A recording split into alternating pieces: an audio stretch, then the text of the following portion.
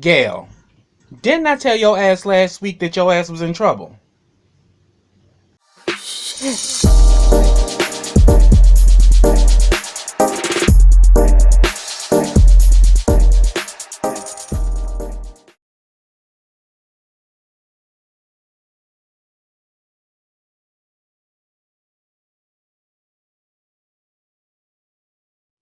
Hey, what's up, everybody? Welcome back to KRSTV. This is your boy Kenny. Now remember, subscribe to my channel.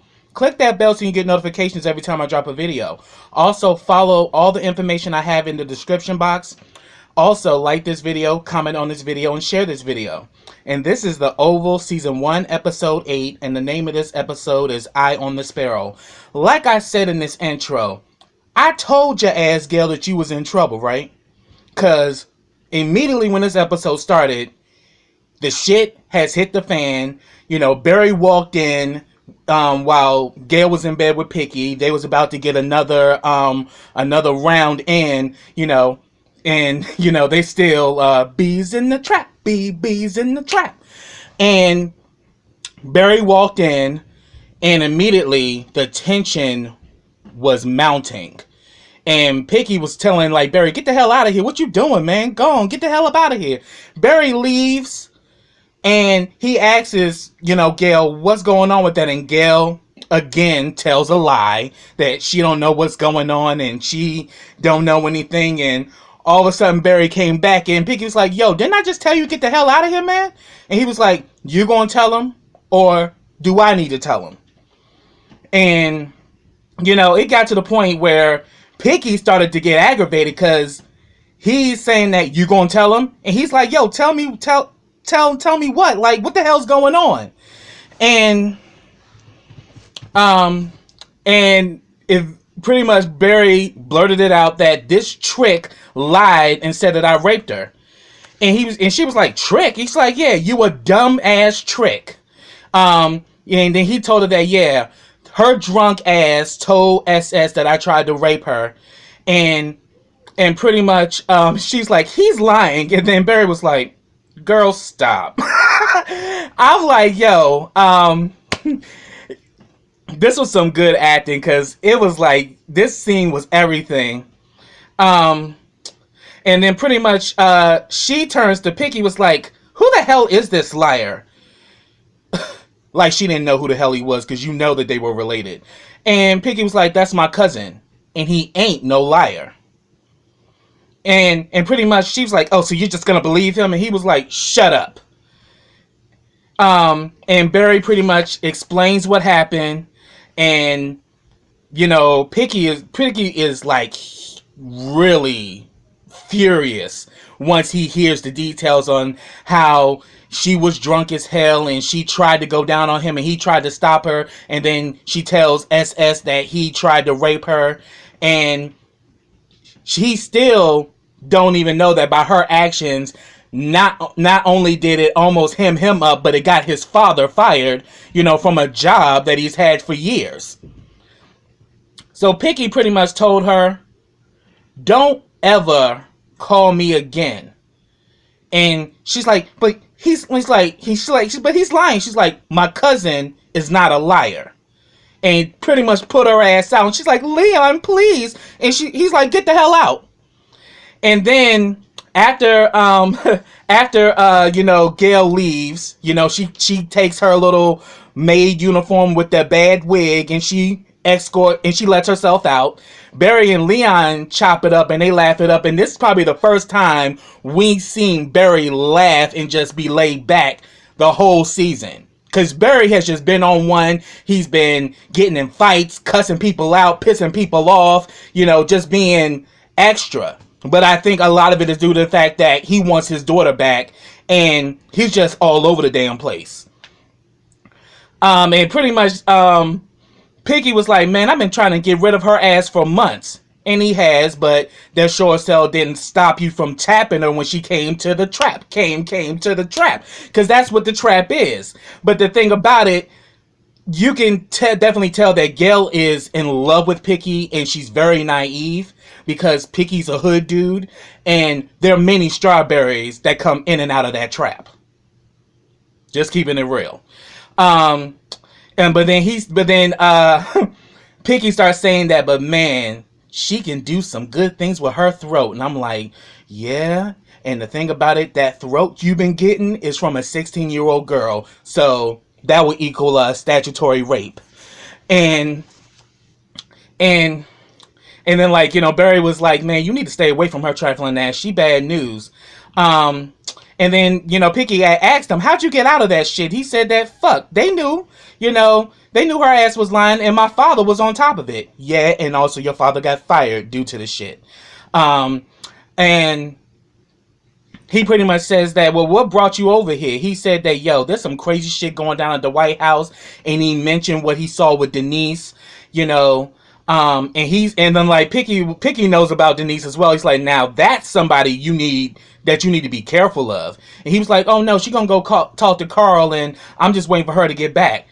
I'm like, dude, she never said she was gonna call Carl. But anyway, Barry, you just got you on your shit. And while they was going back and forth, he asked Picky, how old is she? And he's like, man, don't even ask me nothing like that. So it's a good chance that he has no idea that he's been pretty much popping a 16-year-old girl. And then pretty much he was saying that, what about Secret Service? He was like, do you see him here? I'm like, yeah, but trust and believe they will be there because she's top priority. And now that she's left the nest, they're going to be searching over the hills and everywhere. And, they're going to be fine. They're going to find that little bitch. Trust. So then we get a scene with Priscilla and Sam. They're talking about this big barbecue that they have going on that they do every year with the staff. And they said that, I would ask Nancy, but with everything going on, I don't know. And then Richard being fired, and then like they talk about how they miss the Obamas. I for one miss them as well. But then she says that what are we gonna do about getting him his job back? And Sam is like, I'm on it, And she says that yeah, we got to get him back because the entire department's gonna fall apart without him. So he is like the master of ceremonies when it comes down to the services, of the White House. And Hunter is such a fucking idiot and wanted to believe his lying ass daughter. You didn't realize you got rid of one of the biggest compartments of your administration. Because people look down on servers and waiters because I even see it with Donald, how the way he kind of deals with Richard. Like he thinks that Richard's beneath him. And it's just like this disrespect for people who do service jobs. But the thing about it, without the service, you won't be able to function in your big role. And it's like, it's just this lack of respect for people who work in the service industry. And on top of it, servers, the wait staff and the servants, they know all the tea. They hear everything. They know what's going on. And it's just like this downgrading because he is a butler. Oh, he's beneath us. But no, he's the head butler and nothing in there runs smoothly without him. And then she pretty much tells him that he's a good man and that she loves him and all that. And then he gets a call and Yuma says that, Sparrow is not resting. Sparrow meaning Gail. And that she slipped us. So, he gotta go. And then Priscilla's like, damn, this gives me another reason to hate that little bitch. I was like, oh shit, Priscilla just don't have. He's like, shoot, the time I can get with my man, and now my man gotta leave because of her and her bullshit. I'm like, yeah, but look where she came from, honey. The apple didn't fall too far from the tree. But I thought that was cute. But then again, I still think that Priscilla and Richard has something going on. But I think in time that may reveal itself. So then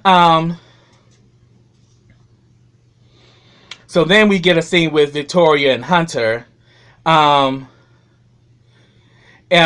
pretty much, Hunter's in his office. The secretary comes in to announce the first lady, and he was trying like, get the hell out of here, just go. I don't want nobody. I don't want no business. I don't want nothing. She's like, but sir, and Victoria just let herself in. And he was like, well, that's just it. I was trying to keep her ass out of here. Um, and then they go back and forth and they take jabs at each other because Victoria and Hunter literally hate each other. And he's telling her ass, you know, you're like, here you go, being a damn guard dog. And she's like, yeah, and yeah, me being a guard dog, I will bite the hell out of you. He's like, man, just go to bed. And he's like, we got a problem. And he's like, yeah, we got a problem. You're still breathing. I'm like, damn. And then she pretty much says that little bitch of a daughter of yours is missing. And he's like, no, she's not. And he's like, ask Max. And he's like, well, he's not on site. Oh, he's like, oh, so you sent him to bring that whore back into this house? And she lets him know, you bring that bitch back up in here, you are going to regret it. And he was like, yeah. And so will you. And she was like, yeah. And then Victoria's like, yeah, and I regret the day I met you. And I'm like, these motherfuckers are crazy. No wonder why these children are screwed up. Look where they came from. Child. So, Hunter calls Max. Denise is in the car with Max. And he tells her that the fox is on the loose, meaning Victoria, and that, you know, hold her somewhere. And then he said, do you know anything about, have you heard anything about Sparrow? And he was like, well, no, but I'll call in to find out about it. So he immediately, has a conversation with Kyle's old messy bitch ass. And Kyle is again talking shit and was like, Kyle does confirm that Gail is missing. And he was like, okay, I'll let POTUS know, which is the code name for the president. And he's like, first of all, you shouldn't be saying anything because, what were you doing that you weren't on top of this? Because Max is the head SS that works directly with the president. So Cal gets real aggressive with him and all this shit. And he was saying that, look, once we find out more developments, Max, I'll let you know. And then he's like, I can't stand that asshole. I'm like, Cal, you're such a bitch. Oh my goodness, Cal's a mess.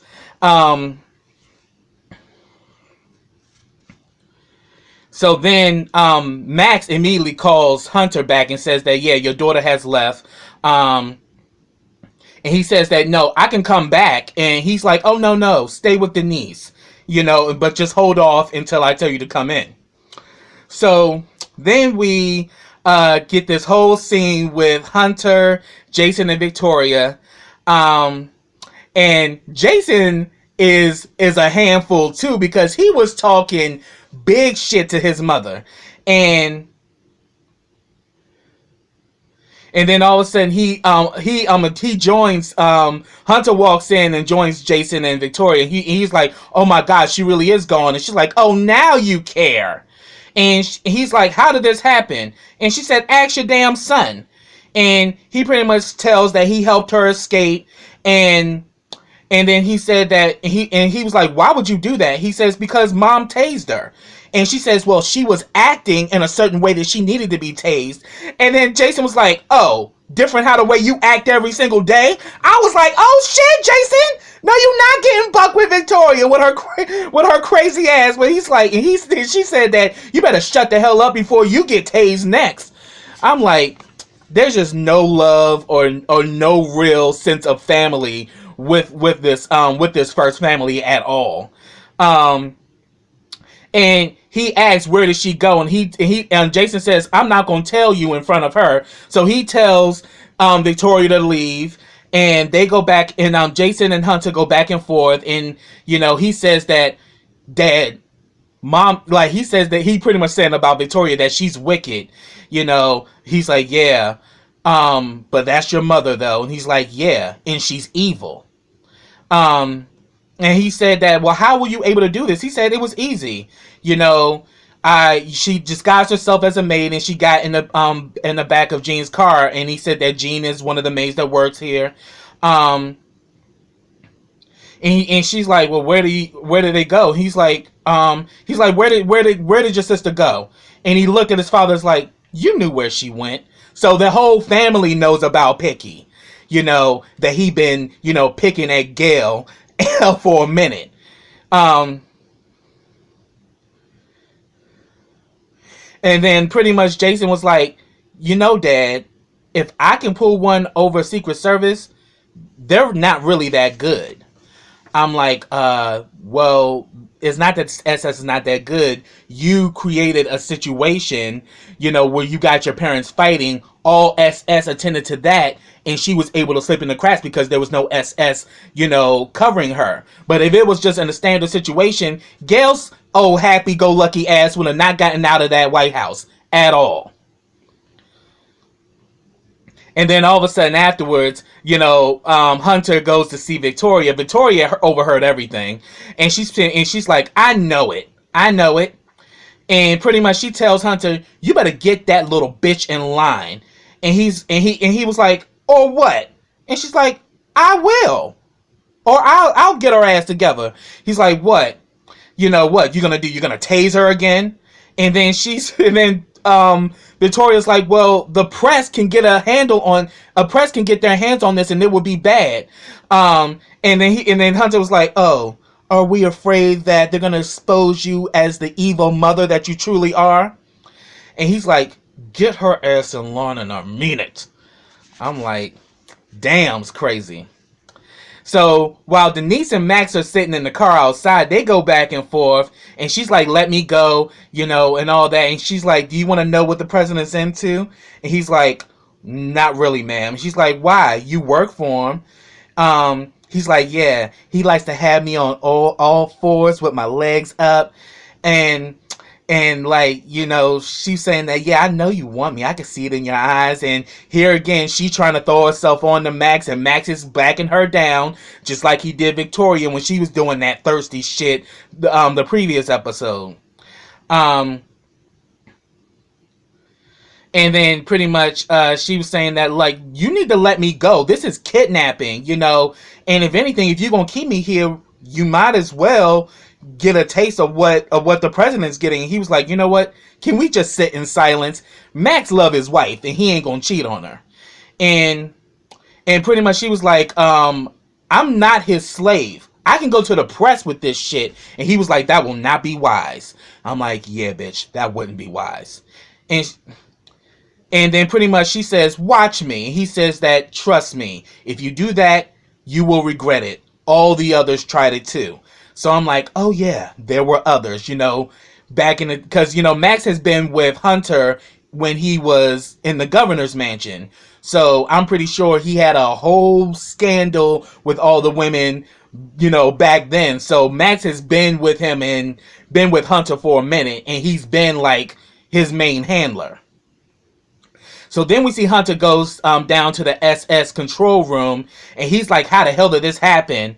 And Cal, literally being the messy bitch that he is, decides to spill the beans and said that, Max was in charge and it was on his watch when this happened. And he said that we found the maid, and we're going to send some SS people over there to question her. And pretty much he asks, who are you? And he says, my name is Cal Flint.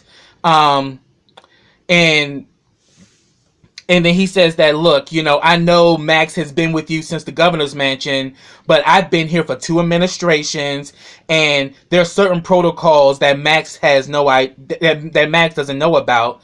And pretty much, he pretty much just like literally puts himself in the situation. He says that, oh yeah, he says that, look, we pretty much got everything together, and we're gonna bring your daughter back safe and sound. And he was like, well, the guy that she was with, he's like, oh yeah, we know about him. His name is Leon Stevens. He goes by the name of Picky. And he's like, yeah. So I'm like, yeah, Cal's on his shit. But I'm like, Cal, you messy motherfucker. You're trying to get close to the president so you can get close to Donald and get some more of that chocolate meat. You ain't slick, bitch. You ain't slick. And I was like, wow, that shit's crazy. Then we get a scene with Donald and Lily. They literally are eating dinner, and it's like there's no real connection with them. I don't know if y'all notice it, But it seemed like this whole thing was more like an arranged situation. There's really no love or no passion in the marriage, and they making small talk, and I'm like, you motherfuckers are boring the hell out of me. But then she and pretty much he's like, you've been really quiet tonight, won't you talk to me? And she's like, how you expect me to deal with this? I shot a man, and what am I supposed to do, just forget about this? And he was like, yeah. And she's like, but what if I can't? And she's like, you can and you will. And I'm like, wow. And she's asking what happened to him, and he says that he goes into the station. She's like, whoa, do not give me that bullshit that it's a matter of national security, And I was like, oh shit, you screwing around with Bobby gave you a backbone, honey. Now she a little fire starter. She getting real aggressive with Donald now. And I was like, he tore her up in that airport, shoot. That was a red-eye flight up there in the stall, child. Woo! Okay. Let me quit. But then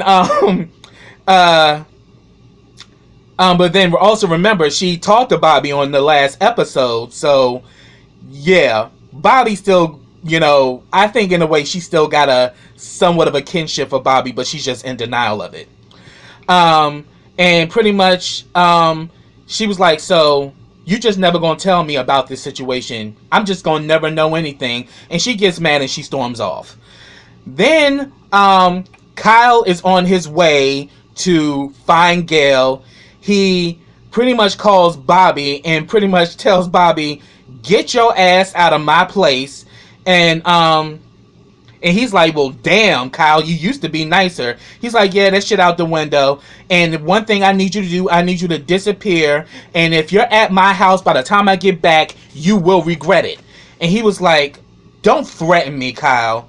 You know what I have on you. And he was like, yeah. And he's like, yeah, and I put it all over you. And I was like, oh shit! Oh, so you mean to tell me that you and Bobby had a session of oil wrestling, and somehow your peckers decided to take a dip in some peanut butter. I'm like, okay. So I'm like, ooh, so they did get it in, because we were all suspecting was something going on between Bobby and Kyle. Was there a little thing? We know that they're both Army Rangers.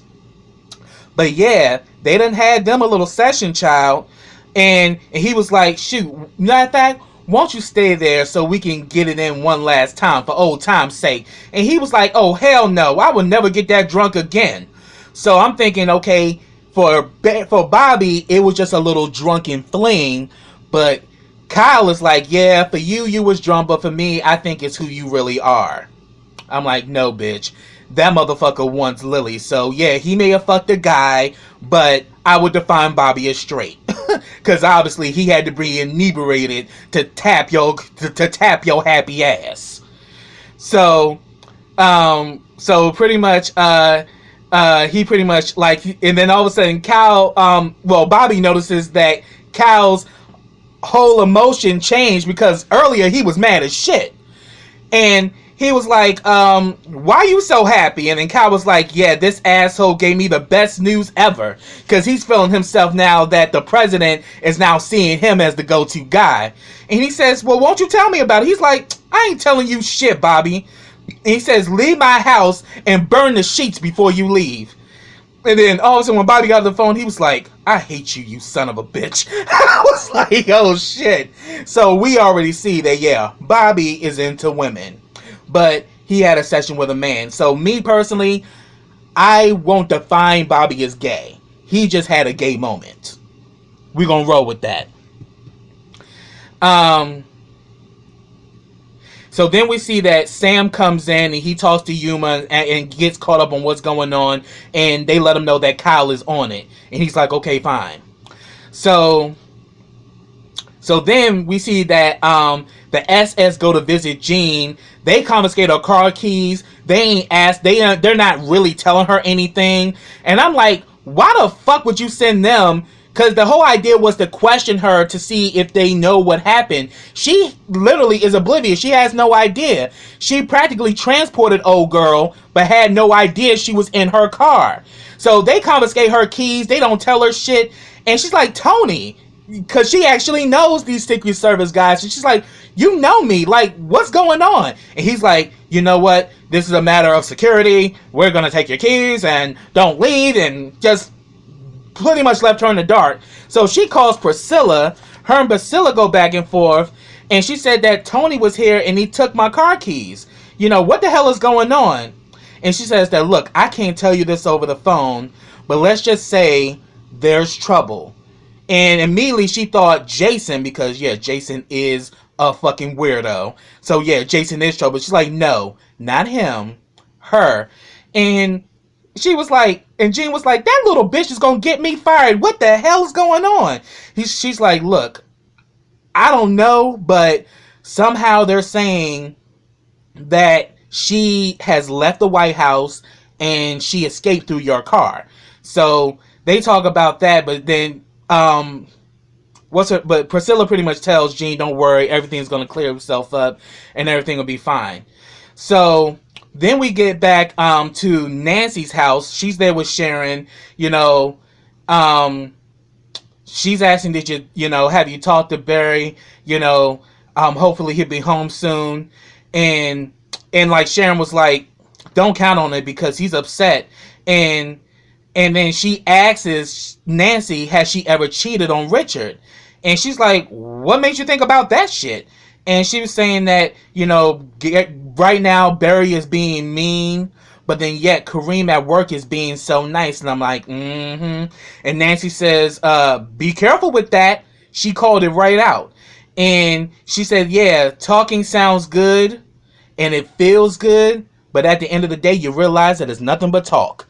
And then she talks about when, you know, when Richard was in the military, there was a guy, you know, they didn't have sex with each other, but she said it could have easily went there. And what stopped me was the fact that what would it do to Richard and Barry? And it makes me question, did Richard feel the same way? Because I think when she had her heart condition, due to the fact that she probably couldn't have sex because of her heart ailment, Richard saw, you know, activities elsewhere during that time, you know, while she was, you know, recuperating.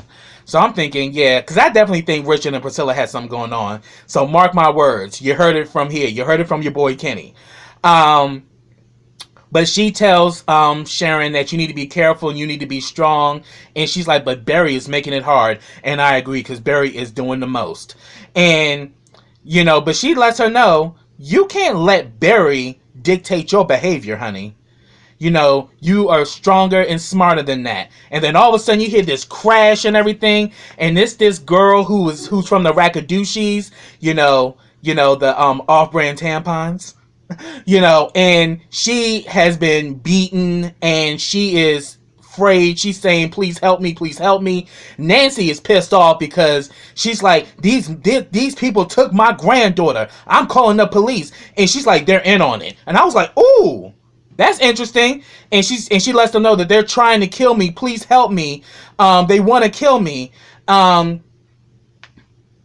And she said, and like, of course, you know, Sharon is being really attentive because obviously this woman's in need, but Nancy don't give no fucks at this point. And Sharon was like, well, why are they trying to kill you? She said, because I wanted to leave.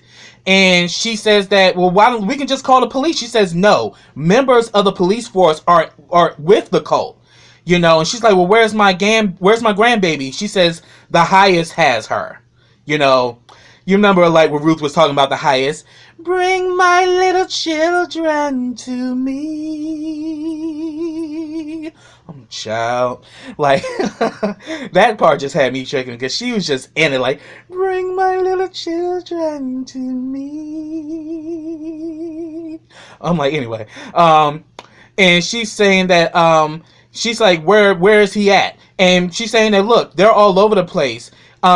And she's like, I'm going to call the police. And she tells her, you will never see her again if you call the police. And, you know, they pretty much go back and forth in this scene. And Um,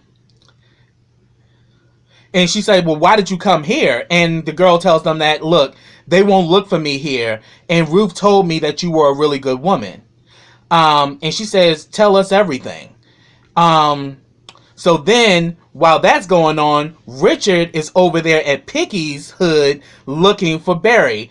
And this dude, one of Picky's goons, he's like real disrespectful, talking big shit to Richard. And I'm like, Richard is called Priest for a reason, bruh. You know, that's Picky's uncle, but he has no idea. But he talking all this reckless shit, thinking he about that life. I'm like, Richard can fuck you up.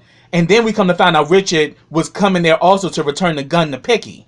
So immediately, Picky comes in and tells Barry that his dad's outside. But he's like, don't worry, I got it. So he goes out there and he tells Richard that he's not there and all that. And then he gives him back the gun. He says, don't ever give my son a gun again. He's like, I ain't give him no gun. He's like, I don't give a shit. Don't let it happen again. And then he was saying that, you know, your father was a good man, and if he saw you right now, he'd be turning in his grave and all of that. And pretty much, you know, Picky kept on the front that he know where Barry was. So pretty much afterwards, you know, Richard leaves, and Richard comes, Picky comes back in to talk to Barry, and he pretty much had the gun, and he was like, what? You told my dad about the gun, man? I'm like, Barry, you fucking idiot. First of all, the gun is hot, and then now that gun's been shot, and now they want justice, that shit's gonna trace back to not only you, because there's a bullet hole in your car, and Picky told your stupid ass that there's heat on that gun, so you need to be careful with it. Which you were not, with your silly ass. And pretty much Picky's trying to tell him, like, bruh, this ain't you. You ain't about that life. You know? And, you know, they have pizza and then they kind of keep it moving. And then we see that they start talking back at the house with Nancy and Sharon. They're talking to the girl and they're saying, where's my granddaughter? And she's saying that, look, they move around and that they keep the kids together on buses. And I'm like, I think they're grooming these kids for sex trafficking. So hold on to that. And pretty much she says that, look, they changed locations. I don't know where they are, you know, and she's like, well, how did they find you? She says, well, they go to rehabs and bus stations to find us, you know, and, you know, the highest recruits us to be a part of his mission. And then immediately Nancy was like, oh, you mean Tyrone Luckett? You know, the con artist, you know, that motherfucker ain't no master. You know, you can easily Google his name. So she's pretty much like, look, you need to tell me where my grandbaby is so you can get the hell out of my house. And Sharon tells Nancy, like, you know what, just call Richard, call him. And, you know, the girl breaks down and says that, look, I understand how she feels because my daughter is still there too. I had to leave her there. And pretty much she says that, where was the last time, where were you at recently? She says, well, the last place we were at, you know, Hollett's Corner. And Sharon immediately knows what it is. She's like, I work not far from there. I never saw you guys around there. She says that, first of all, they never let us dress in our attire until we entered inside. Only the masters were able to wear the garments. So I was like, So they were literally there hidden in plain sight. So then we get a situation with Donald and Kyle. They on the phone, and Kyle is really feeling himself, you know, because he's finally get to talk to Donald, and Donald is saying that, okay, it's good work, you guys are on it and all of that. Then we get a scene with Gail walking the streets, you know, in the middle of the damn hood, and these damn thugs start messing with her, and she starts talking her shit, and the next thing you know, they ganged up on her, and they taking her behind the building about to run a train on her ass. And I was like, see, things are a little different when you ain't in the Oval, honey. You know, you can't, you know, in the Oval, you can talk your shit and get away with it because you got that SS, you know, on your detail. But outside of that, you talk shit, your ass gets handled. And she was talking her shit, get the hell away from me. And they just literally ganged up on her and took her in the back. And I was like, damn. It's like, as I said, Gail, your ass in danger. So then we get the ending scene where Donald and Lily, they going back and forth, and, you know, Lily's like, look, stop beating around the damn bush. You know, And he's like, can we just talk when I get back? She's like, you know what? You're not gonna tell me shit no way, so just go, just leave. And as soon as so pretty much Donald leaves, she goes outside the room to see that Donald's left. She goes back into her room and Bobby is standing right there, and he was like, don't scream and don't run. And that's where it ended. I was like, oh shit, that damn Bobby is one chameleon like shit. He just appears out of nowhere. I mean, that damn him being a ranger, he can pretty much outflank any type of security system, because she just goes right outside her door and comes right back. He right there in her room, and Donald was just there moments ago. So that's what I have, y'all. If I missed anything, get down in those comments, let me know your thoughts. And I look forward to the next episode. The Oval is on fire. So until next time, everybody, take care.